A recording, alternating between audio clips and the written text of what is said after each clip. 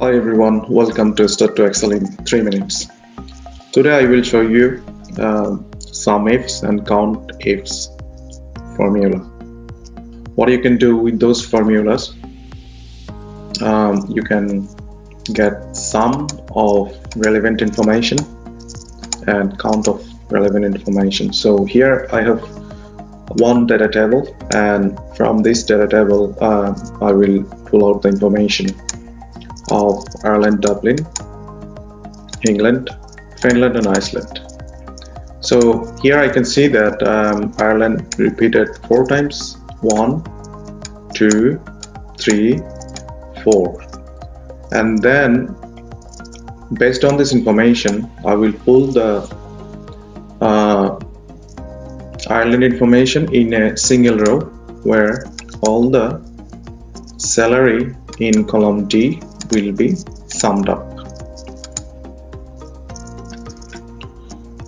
So first equal, then sum ifs,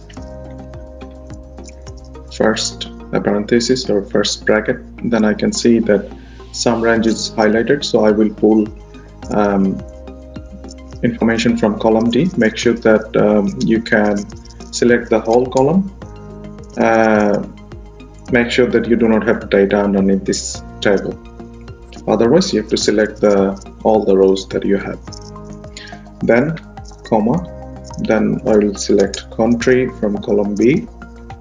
Similarly, country from column G. Then capital from column C. And then capital from column H. The parenthesis closed and enter.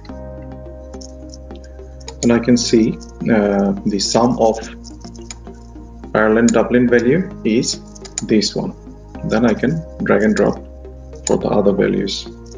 This is how we can get sum ifs. Now count ifs.